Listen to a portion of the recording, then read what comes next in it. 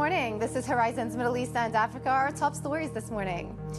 Asian shares extending the rebound on Wall Street after signs of resilience in the U.S. labor market ease recession fears.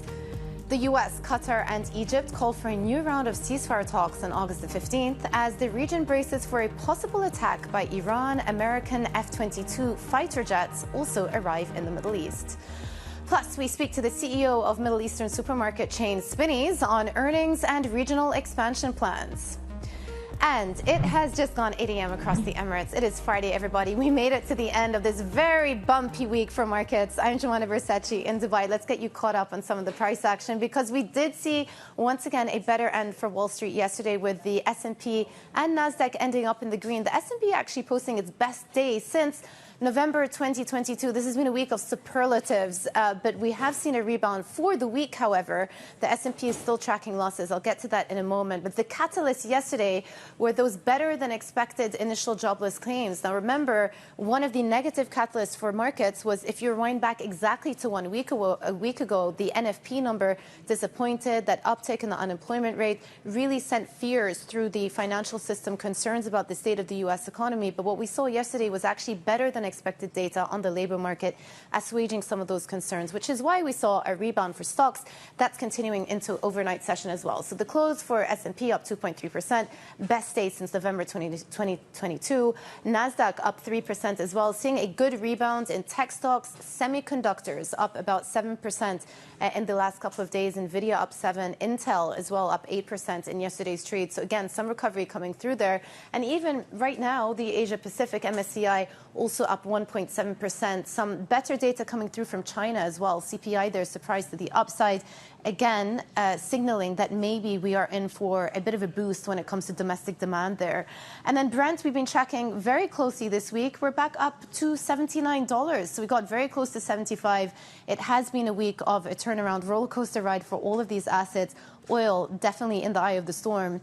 But the theme is one of recovery, up about 0.1% after a couple of days of 2% gains. So there is some momentum and some support coming in for the energy complex, no doubt underpinned by some of the geopolitical risks that we'll talk about in a moment. But this is just a picture, a recap of the whole. I did mention, even though the S&P has seen back-to-back gains for the week, we are still tracking 2% lower. So you see those 4 bars there. That just signals that the S&P 500 is now on pace for its 4th weekly decline. This is its longest stretch lower since last September. So yes, we have seen some moderation. We have seen a recovery from the lows that we got to on Monday, Tuesday. But for the week, we are still tracking losses for the U.S. main index. All right, let's check in also on how markets in Asia are faring. Avril Hong is in our Singapore studio. Avril.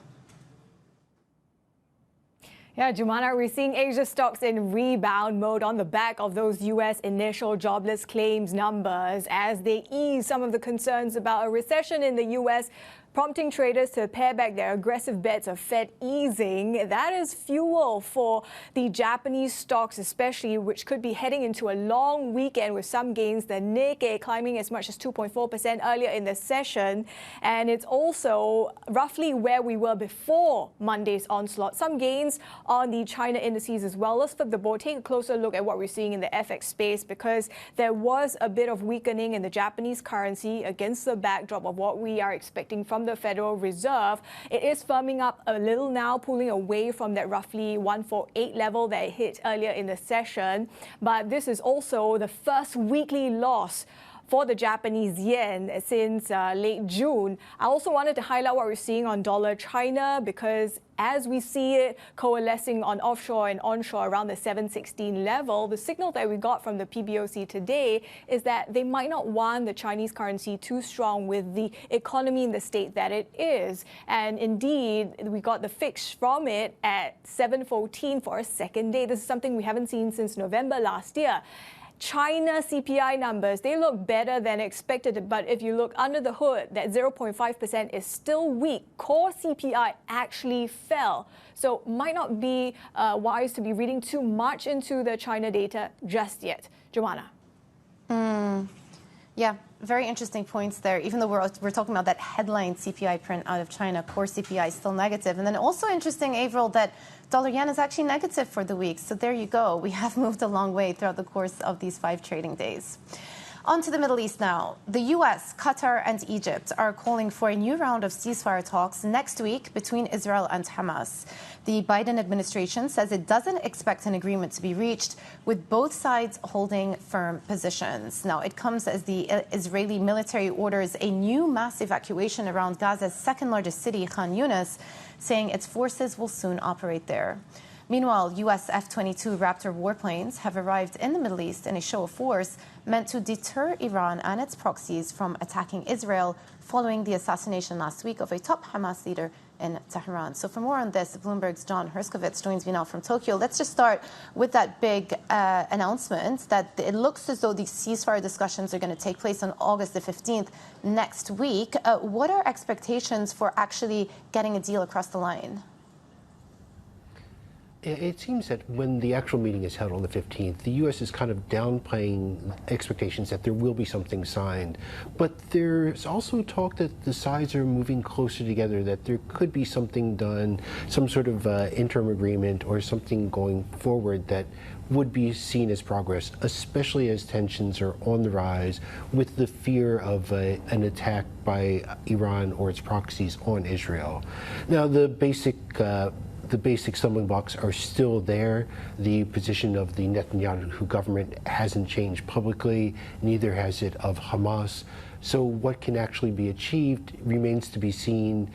But the fact that they're talking is a good thing, just given the risks that are in the region now of the conflict spreading and becoming a broader regional conflict. Yeah, and even more remarkable given the appointment of Yahya Sinwar as the new leader of Hamas, because many people had been saying that his appointment was going to derail these ceasefire discussions. So the fact that they're still going ahead in itself is newsworthy. But let's talk about the U.S.'s role here, because on one hand, they're pushing for these ceasefire discussions, but they also seem to be deploying extra military assets into the region as well. So what is the U.S. trying to do here? This is a show of force for deterrence, and what has gone to the region now are the F-22 Raptors, which the U.S. Air Force has said could, because of their stealth capabilities and other high technology, could operate in Iran with impunity. Now, what that remains to be seen or not, but these are very advanced fighters, and they can accomplish a lot in terms of delivering military strikes. So this is a show of force that is part of the deterrence. We have U.S. Air Force, aircraft carrier groups in the region, also in this show of force for deterrence. So it just augments the ability of the U.S. to conduct military operations if that were to be needed, or someone saw that this was something that needed to happen to really address the situation and contingencies. Yeah. I mean, so much of what happens in the Middle East is ultimately about strategic deterrence on all sides. So that is exactly what the U.S. is trying to do there. Bloomberg's John Herskovitz, thank you very much for the perspective. Now for a look at some of the other stories we're following. Egypt's inflation rate slowed for a fifth month in July to its lowest level since late 2022. Annual consumer prices grew 25.7% compared with 27.5% the month before. Inflation has been defying many economists' predictions by maintaining a slowdown even after a currency devaluation in early March. Cooling inflation also suggests Egypt's central bank could make its first interest rate cut since 2020 next month. A London court has ruled that the Kuwait Investment Authority can be sued in the UK. The ruling opens the door for employees to launch legal action against the unit that has previously asserted diplomatic immunity.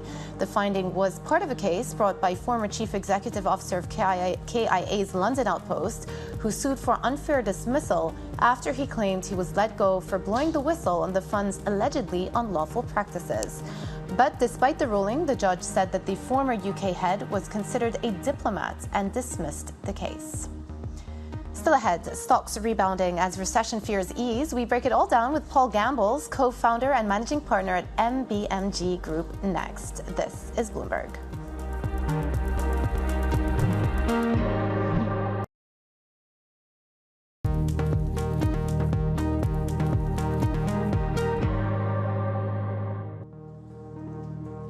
Welcome back to Horizons Middle East and Africa. I'm Jumana Bersachi in Dubai.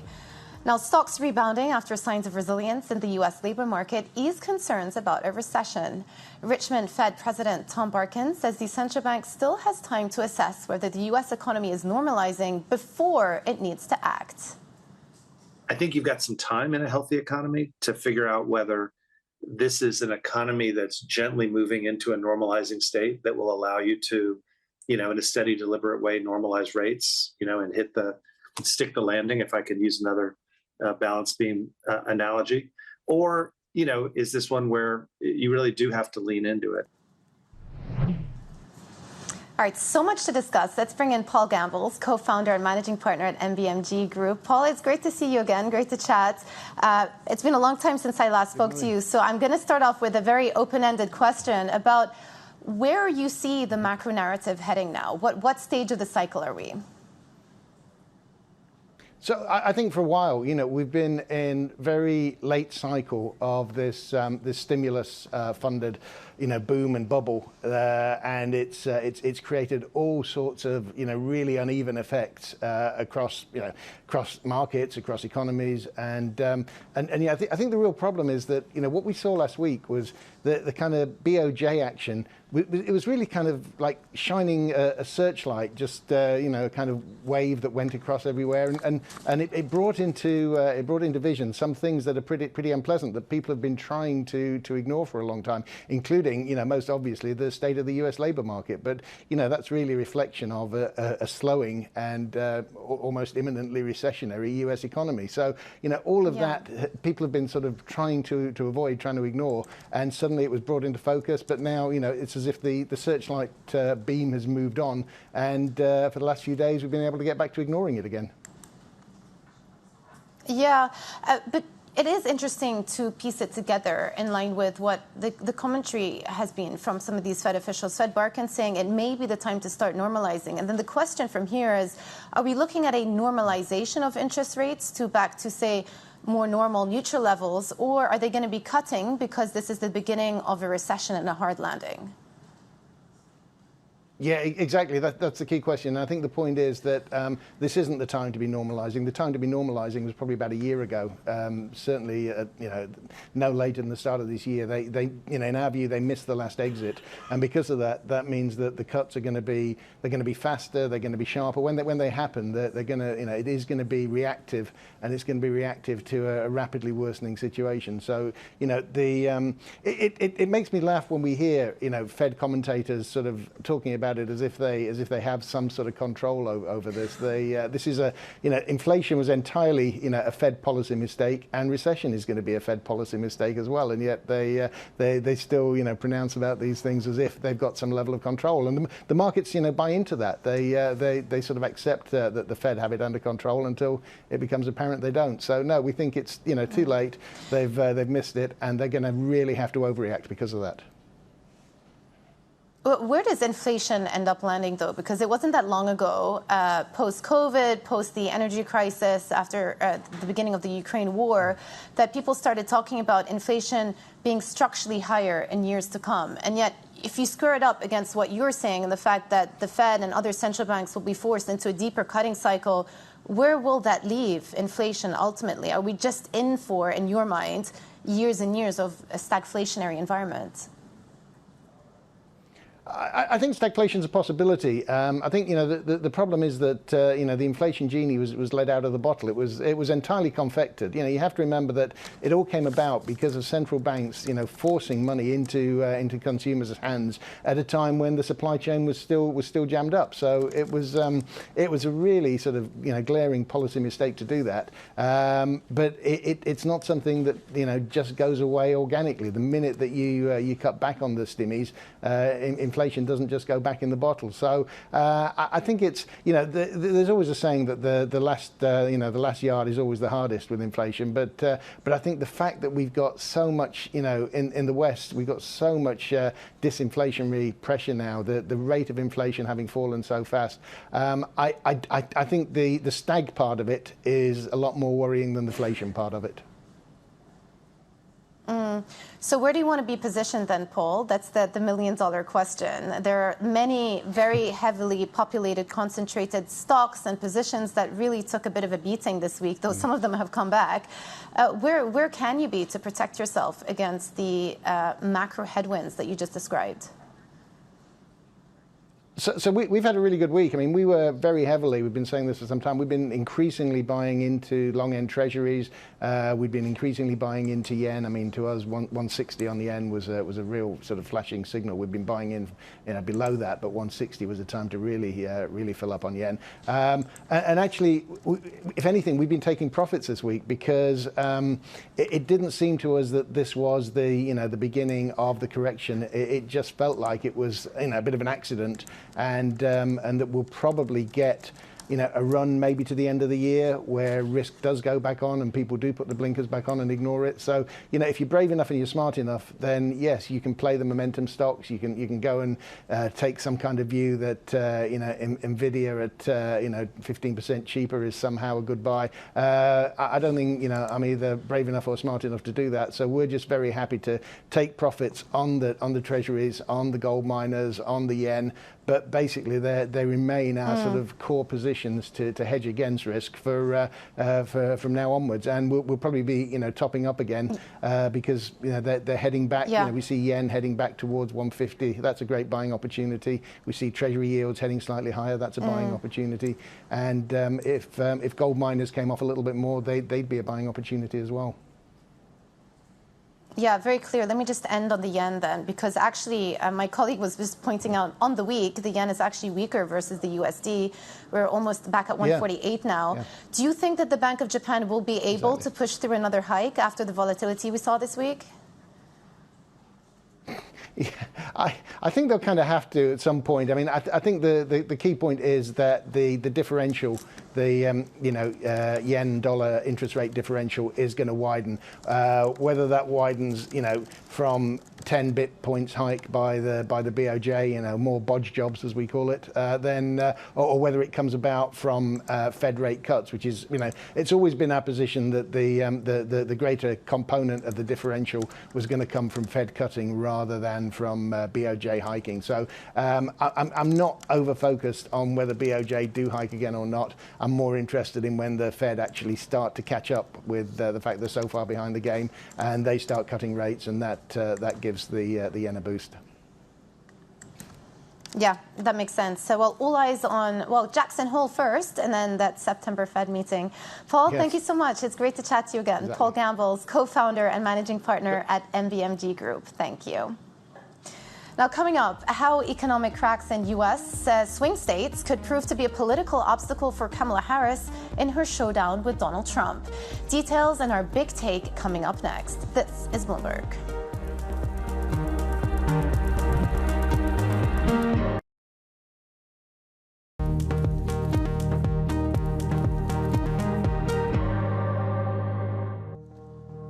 Welcome back to Horizons Middle East and Africa. I'm Jumana Bersachi in Dubai. Battleground states in this year's U.S. presidential race are showing economic cracks that could prove a political obstacle for Democratic candidate Kamala Harris. That is the subject of today's Bloomberg Big Take. So for more, let's bring in News Desk editor Jill Desis. Jill, one of the main takeaways that I saw from reading through that Big Take article, and I would recommend everyone to have a read through it, is that even though the U.S. economy is broadly performing or has been performing for the most part of this year, it hasn't been resonating with some of the voters in those battleground states, namely because of those cost of living crisis, because of high inflation numbers. How is that likely to be factored in to Harris's campaign into the elections? Yeah, Jumana, that's exactly right. I mean, look, the U.S. presidential election is not decided by the national popular vote, as we know. It's decided by, these individual states and ultimately how many states you can win and what that builds to in terms of an electoral college victory. And so the big takeaway here is that it really comes down to these battleground states for Trump versus Harris in terms of who can actually carry what. When you look at some of these states, let's look at the blue wall, for example, or the big blue wall there. That's Michigan, that's Wisconsin, that's Pennsylvania. The truth of the matter is that economically, people in a lot of those parts of those states just aren't really feeling, that kind of economic growth. When you look at, how much real GDP has really grown from 2019 through 2023, it's really lagging the broader economic picture. And so what that means is that when you go to some of these counties, they're just not really feeling any kind of economic, upturn. And then, as you said, you're also dealing with additional issues of high inflation, particularly when you're looking at other battleground states like, say, Arizona. And this all combines into a picture that shows us that it's a really, really tough road in some of these areas for, say, Kamala Harris to actually win over voters and then convince them to go for her instead of Trump in this election. Yeah, and the messaging is going to be key over the next month or so. And on that point, we found out overnight that it seems as though Trump and Harris have agreed to a debate. What do we know? When is it going to take place? Is it actually going to take place? Have both sides accepted? What's the latest? Yeah, Jemana, I mean, this is an ongoing issue, right? Because you've got, say, Trump saying, well, I, propose we do a debate on Fox News at this time or something like that. And obviously, you need both sides to actually agree to campaign, rules and, debate ground rules before that actually moves forward. So the latest we have is that Trump is, obviously trying to regain some momentum that he's really lost over the last couple of weeks since Kamala Harris, received this nomination, has kind of really picked up momentum there. Does seem like they've agreed to this it was a pre-existing debate between Joe Biden and Donald Trump on ABC News in September that it is something that they seem to have come to an agreement with. So there is going to be at least one debate. I think Trump has floated some additional times. But really, I mean, Jemana, any debate, any future debates are really, really key for both of these candidates. I mean, just look at the one Trump-Joe Biden debate that we had. That was an absolute disaster for Joe Biden to the extent that he dropped out of the race. So I think it's, probably in keen interest for both of these candidates to kind of get something going. It does look like we have at least one debate on the schedule. Yeah, and let's see also if there's going to be a VP debate as well, now that we have an official VP candidate on the Democrat side. Thank you, Jill, for the latest. That's our news desk editor, Jill Desis. Okay, a quick look at futures before we head to the break. And it is, coming off a very volatile week, but all of those futures are seen opening up in the green after a very strong close yesterday, the best day for the S&P since November 2022, closing up almost 3% higher. The Nasdaq did actually close 3% higher today, also building on that positive momentum, a more positive handover from Nikkei and the Asia Pacific as well as we get into the European session. And even European stocks futures are seen opening up in the green too, up about 0.4%. But coming up, we will be shining the light on an investigation suggesting a handful of the Congo's elite have benefited from millions of dollars intended to create ID cards. We have all the details next. This is Bloomberg.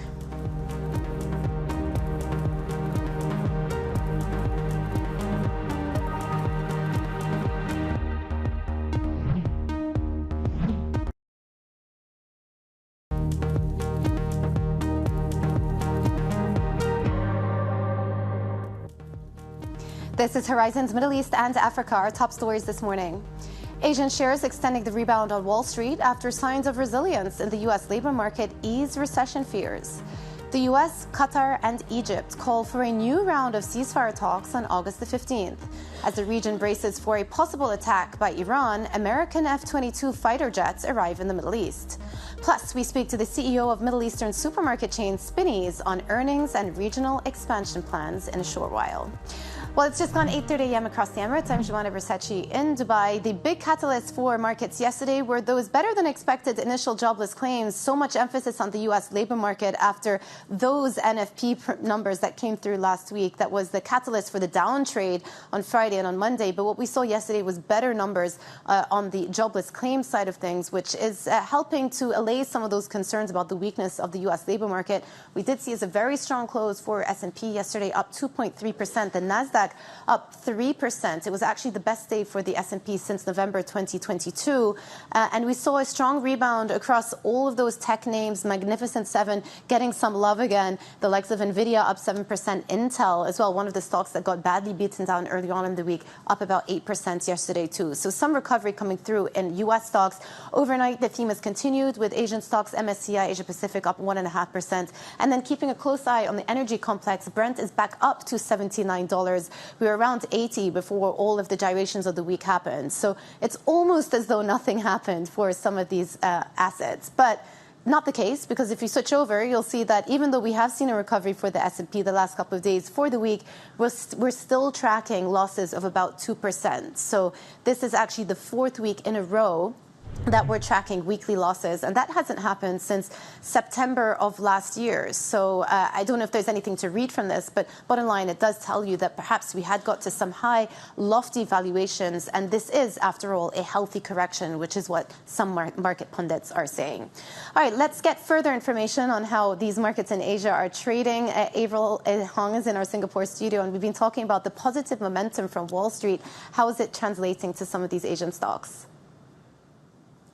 Well, we're seeing that green in Asia stocks, but similar to what we're seeing on the S&P 500, the Asia Pacific gauge is also heading for another weekly loss. And despite the green you're seeing on the Nikkei, on the topic supported by that weakness returning on the Japanese currency, the breadth of the rebound is concerning. Remember, when we saw that worst three-day rout on record, it was all 33 sectors of the topics which were declining. And today, we're still seeing about 11 sectors in negative territory. Then we have the likes of Shiseido, the cosmetics giant.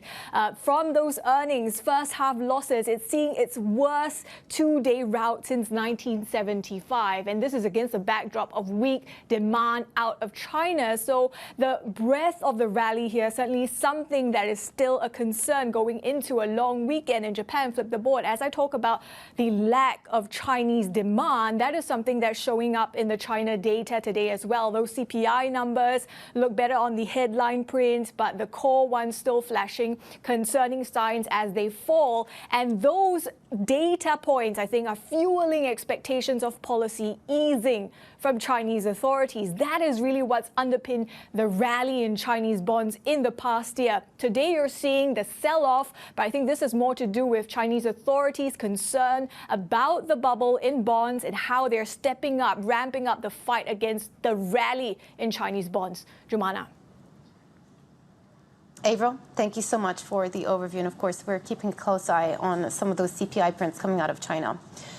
Now, for around 2 decades, Congolese leaders have been promising and failing to develop a national ID system. A joint investigation by Bloomberg News and Lighthouse shines a light on how money intended to develop ID cards was leveraged to serve a small number of elites with close ties to the former president. Let's bring in Thomas Stachus from Lighthouse Reports, who is part of the joint investigation with Bloomberg News. Thomas, this is a pretty damning conclusion, especially as it pertains to the former president. But why was biometrics technology being deployed on the continent in the first place? Hi, Jumana. Thank you so much for having me on the show. So essentially, the push for biometric technology has started in the middle of 2010, and the push has been made by different institutions, including the World Bank and the UN, the Sustainable Development Goal that were published in 2015. The goal was, and still is, that every individual on the planet will have a certain identity by 2030. And then it created this big opening, these big markets for those Western vendors of biometric technology that around that time trying to invest vastly on the continent. So what exactly happened, though? Give us the takeaways of the investigation, because you say that those international vendors came through to help establish voter IDs, but it seems like it went awry and some of the money was siphoned off. Give us more details.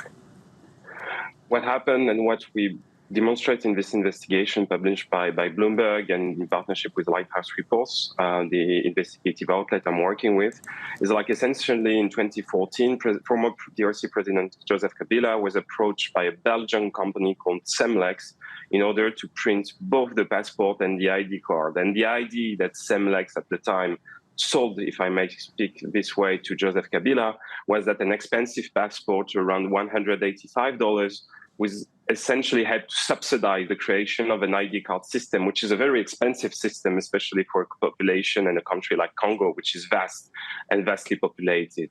But in the end, what happened is like the money did not go to the ID card system. It was either siphoned by close affiliates to the President Kabila through a series of shell companies, some of those based in UAE, and then it was leveraged in order to help the building of a shopping mall in the second city of DRC and mining capital, Lubumbashi. That's what we got from insiders that know what happened during the deal. Yeah. So what are the consequences now? I mean, what happens from here, given there doesn't seem to be a valid or transparent national ID system in place? It obviously raises a lot of questions about future elections, election integrity, and the ability for people to show up and vote in a meaningful fashion. What happened now is like Congo is at a stage that has been for the past 40 years, like doesn't have any kind of identification, so to speak. There is no driving licenses, for instance, in Congo. There is still this passport that is quite expensive and then not available to the vast majority of the country, because we have to remember that Congo is one of the 10 poorest countries in the world. And then you have this voter ID, essentially, because every 5 years, citizens are registered through biometric technology. And those voter ID essentially are poorly manufactured, and the lettering on the ID, on the voter ID, fade away. So what it produces is like there's a country without any kind of identification, and Congolese are, so to speak, foreigners in their own states. And it means very concretely, it means that essentially you cannot cash a check, you cannot send a Western Union transfer to another country, or you cannot receive money. I've met someone during my stay in Kinshasa that wanted that had a job interview at the US Embassy, essentially to be a pool attendant. Without any kind of identification, it's impossible for him to get hired or even to get into the building. Yeah, very clear and a very important report. Thank you for bringing it to our attention. Thomas Sashes from Lighthouse Reports, who was part of the joint investigation with Bloomberg News. Thank you very much. And for more stories like this from the continent, be sure to subscribe to the Next Africa newsletter on the terminal and our website, and our podcast, available on Apple, Spotify, and wherever you get your podcasts. So Next Africa, it is on the screen right now. Well, South Africa's ports are ranked amongst the world's worst, but state-owned operator Transnet has pledged they will be fixed within the next 12 to 14 months. Minister in the South African Presidency, Khumbudzo Ntshavheni, told Jennifer Zabazaja that the focus on improving the nation's infrastructure will help stability. Depending on how the global dynamics also play, it will have an impact. We have targeted ourselves during the sixth administration that by 2025 we're going to start to see an improvement or a decline in expenditure on the debt, and that will have also an improvement on the ability to spend on other things, but also the ability for the economy to perform better and the ability of investors to perform better. I'm sure as we start to issue the results of the quarterly reports under a new government of national unity, maybe halfway through the year, January, you should start to see how the things are panning out. When the medium-term budget policy statement comes out in October, you'll also see how the investors and the economy reacts to that, and because meaningful performance you're going to see in 24 months. But you think a lot of the issues are being imported from the global sphere, from the Fed, from the U.S., from what's happening in the Middle East? Yes, because if you look at what are the major domestic issues, it has been load shedding, and we're having a handle of that. Is the logistics and freight issues and the ports. There's an improvement, though there's been some slow delays that we think we can sort out in the next 12 to 14 months, have stability in that space. The water issues that are coming back, but you saw our Minister of Water was briefing yesterday. We are putting our pulse on the finger immediately so that we don't catch it late. So what are domestic issues? And the crime issue, you have seen the improvements on terms of policing as they're dealing with criminal syndicates, the arrests, and so forth. So as we get more of a control on our own domestic environment, the improvements will come. That was South Africa's minister in the presidency speaking to Bloomberg's Jennifer Zabazaja. Well, coming up, Dubai-listed supermarket operator Spinneys has reported its second quarter earnings. The company's CEO joins us for more on their Middle East expansion plans. This is Bloomberg.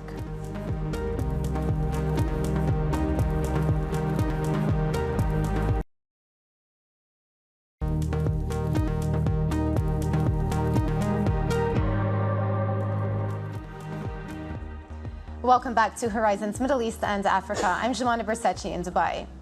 Spinneys has reported profit for the second quarter of 75.3 million dirhams, up 22% year-on-year. That was on a revenue jump of almost 9% compared to last year.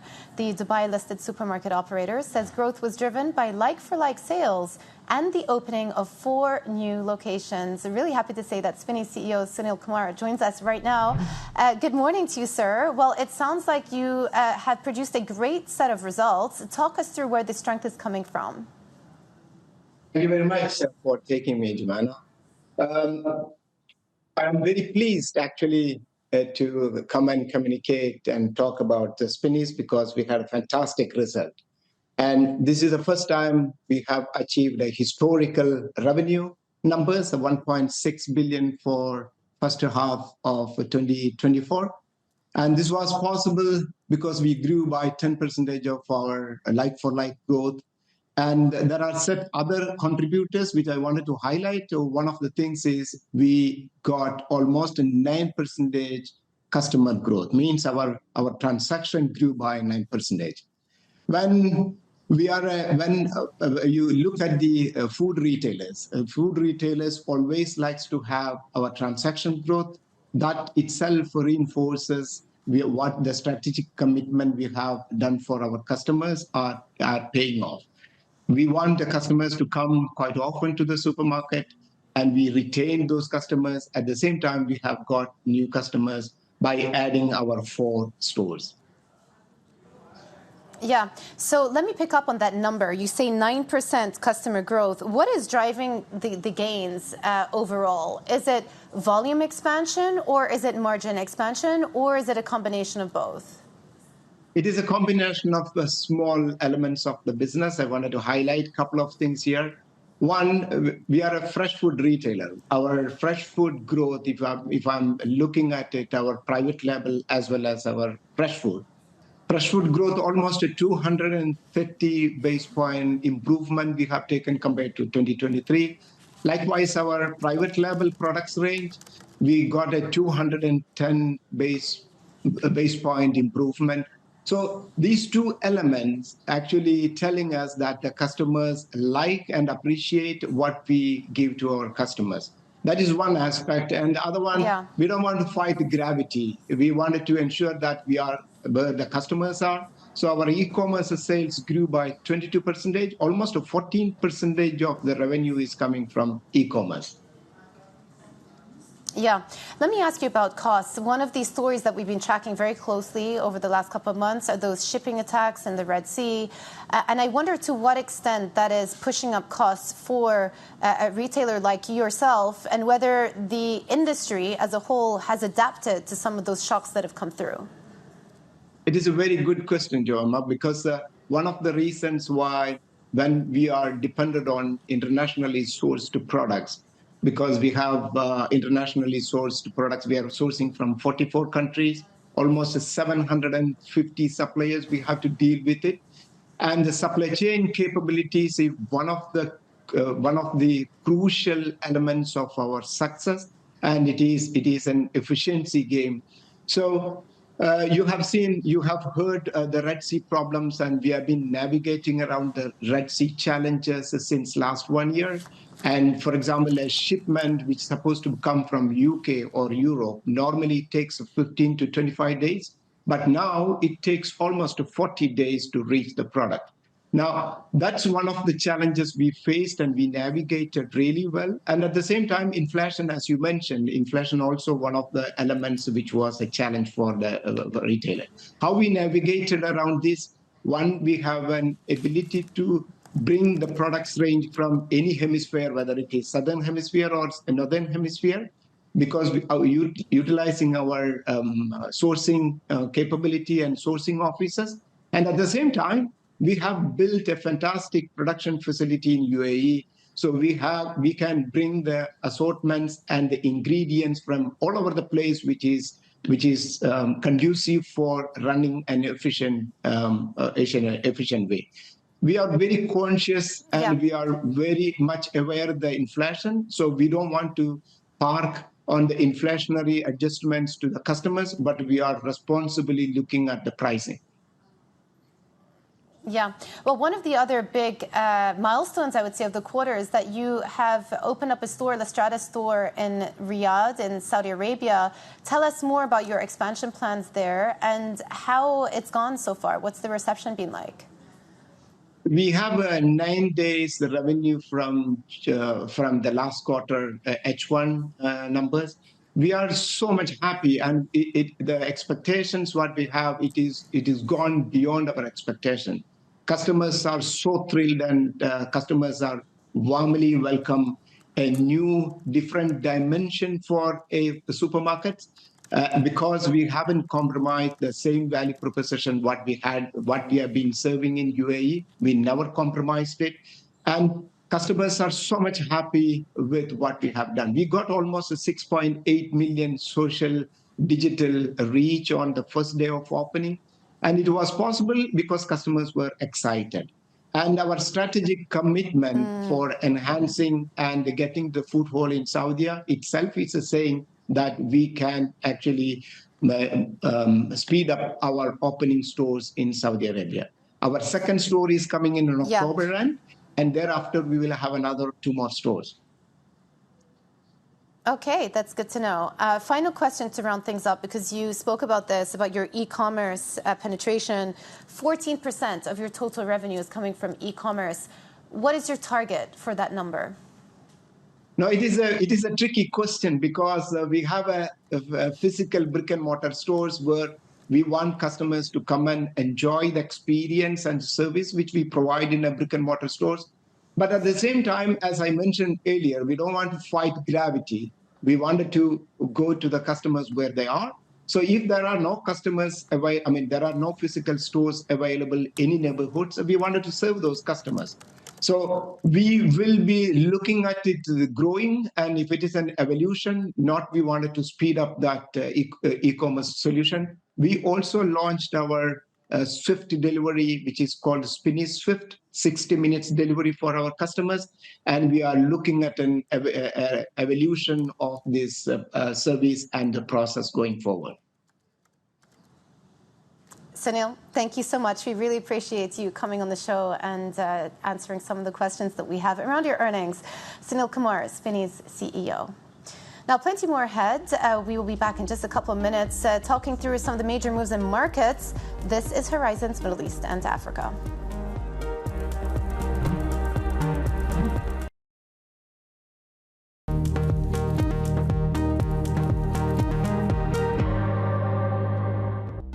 I do believe there's resilience in the U.S. economy. We do not yet see any sign of having the economy move in recessionary territory. There have been several calls for U.S. recession. In fact, they've just turned out to be corrections with a resumption of growth. I do think that we're getting a correction here after a very strong run in the markets, and that might be healthy. We don't see a recession coming soon or coming. Actually, we think that the economy is still strongly set. We probably all have to live with more volatility than we are used to. But overall, I think the trend is our friend, and the trend is showing upwards. Ahead of the elections, obviously, maybe the market is a little bit muted. But all in all, the United States was always a market which was quite resilient. The U.S. economy is a little bit stronger than people are giving it credit for, and the consumer will come back as the economy continues to strengthen. The economy will chug along, and we probably won't see a recession. C-suite executives weigh in on the risk of a U.S. recession following a week of wild market gyrations. And I've got to say, just watching that, it doesn't sound to me like any of them are particularly worried about the state of affairs. Many saying that the pullback we saw on Monday was just a healthy correction. So bear that in mind as we head into the final trading day of the week. Now for a look at some of the other stories we're following. Apple is said to be planning a new version of the Mac Mini that will be its smallest desktop computer yet. It's part of a broader overhaul of the Mac line with AI-focused chips. Sources say the device will be far smaller than its predecessor, approaching the size of an Apple TV set-top box. It's the first major design change to the Mini since it was revamped under Steve Jobs in 2010. And Paramount Global jumped in late U.S. trade after taking a second quarter impairment charge of $6 billion on its cable networks, the latest sign of weakness in the traditional TV industry. The parent of Nickelodeon and MTV says it's because of declining profit projections and the recently agreed merger with Skydance Media. Earlier this week, Warner Bros. Discovery announced a $9 billion write-down on its cable networks, including CNN and TNT. And Eli Lilly is narrowing the gap with its rival Novo Nordisk in the race to dominate the obesity market as it expands its supplies of weight loss drugs. Lilly reported $1.2 billion in second quarter sales of Zepbound, smashing Wall Street's estimates of $809 million. It now expects full-year revenue of up to $46.6 billion, up from its earlier guidance of around $44 billion. So weight loss drugs very much in the focus, and healthcare has been one of the better performing sectors on the S&P this week. As we head into the U.S. session, futures have now dipped negative. S&P and the Nasdaq seen opening down about 0.2% as we head into the European session. But that is it for Horizons Middle East and Africa. I'm Jumana Bersachi in Dubai.